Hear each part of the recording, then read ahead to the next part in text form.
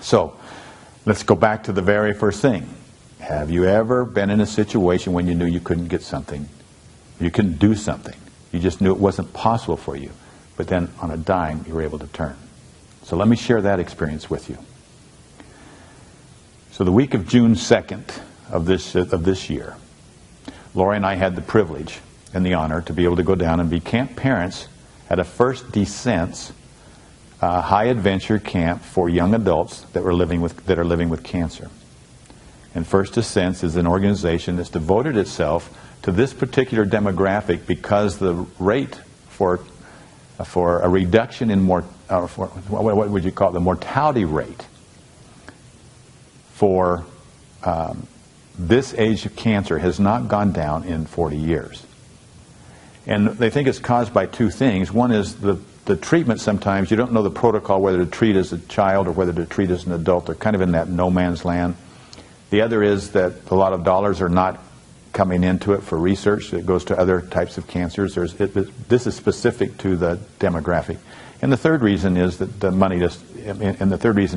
social psycho aspects of it, because you have in that demographic, you have young kids that are either early families, young kids going off to college, their friends are going to college. Now let's go back to the initial question that I posed.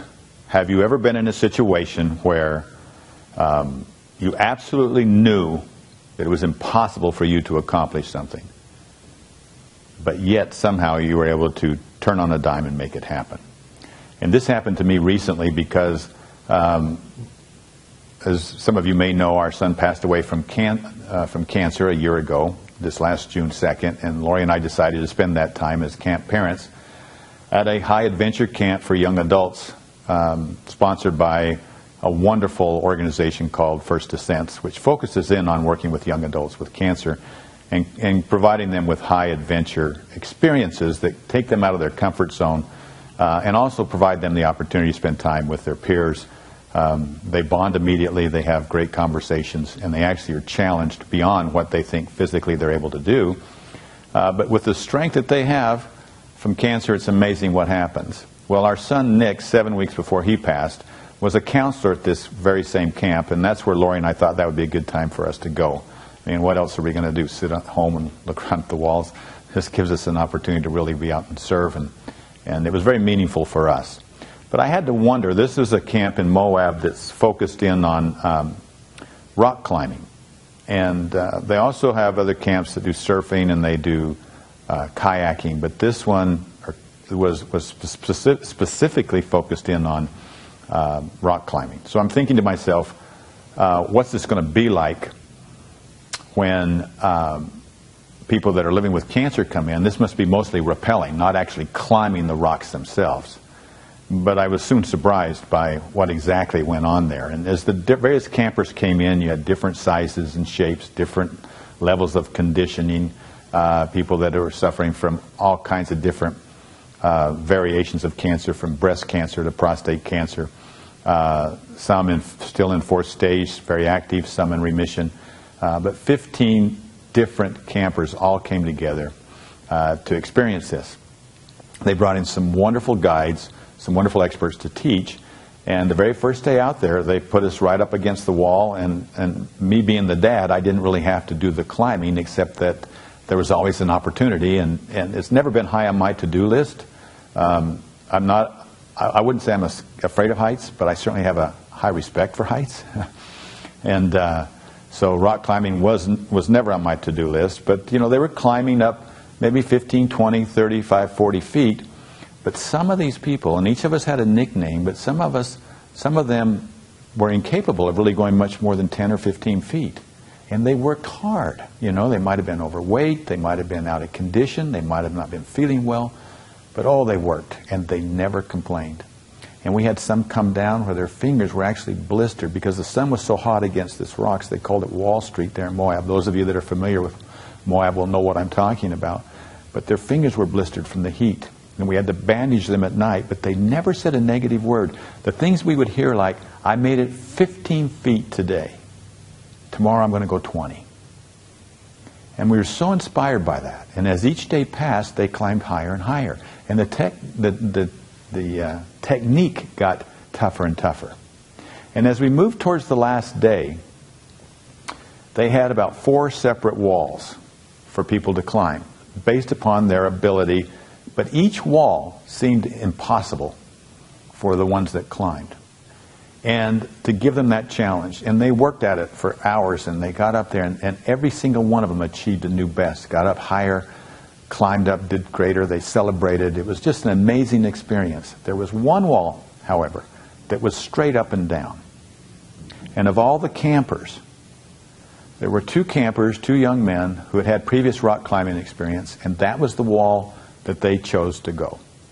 And it took them a long time, and it took them several attempts just to get up over the 10 feet, but they made it. And as I watched them go, I'm saying to myself, there is no way I can do this. And every once in a while, one of the guys would whisper to me and say, Lee, when we're all done here, there'll be time for you to try this one. And I'm thinking in my mind, no way. And then there was another young man who, 21 years old, a biker, very strong, been suffering with, living with leukemia, battling leukemia. He was determined to climb that wall. Now, he had never climbed before. And he went 5 or 6 times before he could even get up to 10 feet. Now, this wall was 90 feet tall. And he kept working at it, working at it, working at it. Pretty soon he got above the 10 feet. Now he's, now you got to go. And you had a little crack that you had to stick your finger in and kind of work your way up like this. And I watched him go, and I watched him struggle, and he would stand for a long time, and park himself on the side of the wall like this, with every muscle straining and shaking. And I watched him go and watched him go. And I was so proud and I was so touched when he finally made it to the very top. And as he rappelled down, he was just collapsed in a heap, exhausted from the climb, sweat pouring out of every pore of him. And boy, I knew right then and there, this is not made for me. And I was glad, because it was getting late in the day. We were going to head home. I had all the excuses in the world. So I was okay with it. Well, as we started pulling the ropes, the 15 campers came up around me. And my nickname, everybody had a nickname. My nickname was Wacky. And they said, Wacky, we think you can climb that. You've got time. Why don't you try it? Now, there I am sitting. Now, I have to tell you what my limiting beliefs were. I'm 65 years old. I could be the father, or in some cases, almost the grandfather of everybody that was there. I don't have the upper body strength that some of these young people have. I don't have the weight to upper body strength that people have. I've got a broken toe that still hurts and is not healed yet. And I was watching them stick their feet in the little cracks of it. Boy, I had no experience. I had every reason in the world why I could not make it up there. And I'd already decided that I wasn't going to do it. But what do you do when you have 15 heroes standing around you that are going through obstacles every single day of their life right now to win the greatest battle and the greatest fight of their life? And I watched their courage as they demonstrated by attacking these walls and never complaining. What do you say? Well, all I could say was, okay, let's see. Now, I tried to get up 10 feet and I fell. 10 feet and I fell. 3, 4, 5 feet, I'm falling, landing on my feet, getting back up. And then something happened. I said, they're all cheering me on. I said, there's no way I'm leaving here without climbing to the top. And a switch turned. I surrendered to a higher power. I let go of all my limiting beliefs, and I got to 10 feet. And there I am at 10 feet with both hands wedged into the crack, my feet pushed up against the wall, and putting that pressure on, and I start working my way up. Now, as you go up, there's parts that are even more tougher. There's one part where the guide's yelling at me, do this, do that. I had to stick my hand inside of a crack. Those of you that have mountain climb think this is a piece of cake. But for me, stick my hand in a crack, make a fist that would hold me, push off with my other feet to reach up and grab the next crack like this. And I don't know how long it took me, but I know it took me longer than anybody else. But I finally made it to the top. And I slapped that top rung up there where the rope is secured into there.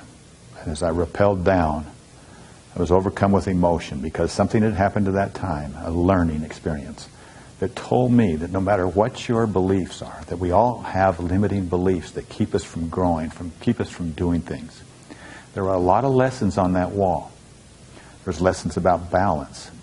I thought balance was you had to be equally weighted in all things. As I'm going up that rock, simple little things. You know, I couldn't pull one arm off and both feet off at the same time. I'm totally out of balance. But as I moved up, the coaches would yell up at me and say, Lee, take your left hand, put it down to your side, and lean your shoulder into it. It'll give you better balance. You won't put so much pressure on your arms.